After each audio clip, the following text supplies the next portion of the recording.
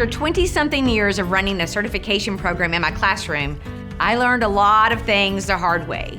One thing that I learned that was always a win-win was this. If you can get a culture in your school that promotes certification, it absolutely will set everything else in the right direction. I want to give you 3 tips for creating a certification culture in your school. Tip number 1, PR, PR, PR, public relations for your program.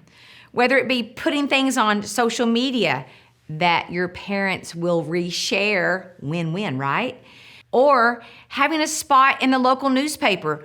You know who's reading the newspaper, right? The grandparents. They're supporters of your program as well. And then in my small town, we even went to the local radio show. I got the students to talk about what we were going to do. They asked about how the community can help.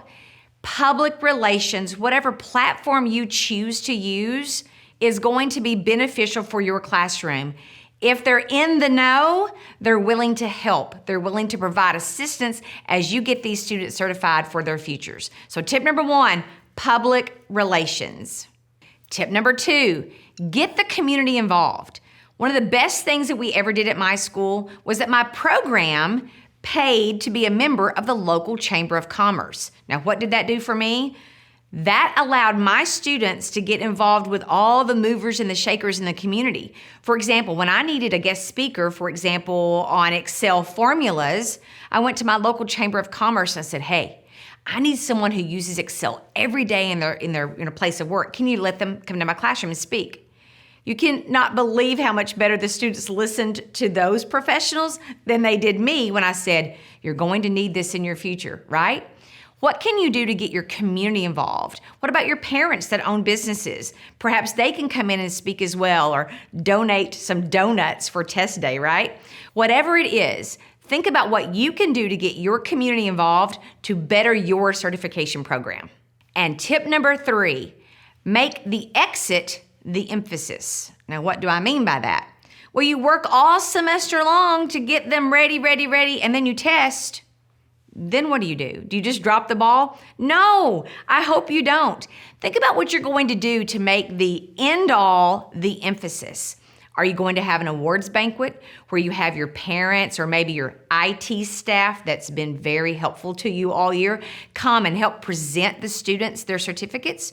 Maybe you're going to give them a graduation cord to wear on graduation with their cap and gown to represent the fact that I am a certified student. What are you going to do to help them maybe present themselves on LinkedIn? Are they going to have their digital badges ready to go? Make the exit the emphasis, and your culture will benefit. When your school community believes in what you're doing in your certification classroom, the culture will grow. The brothers and sisters that are coming up from the students that you had, they're going to talk about all the wonderful things, and little sister and little brother are going to want to be involved. The parents are going to say, hey, I want my kid in that class, where they learn the XYZ. It's a culture that's a win-win for your community, your school, and ultimately your students. So in summary, make sure you PR, PR, PR, get the community involved, and make the exit the emphasis. For more information, go to Certiport.com or click the link below.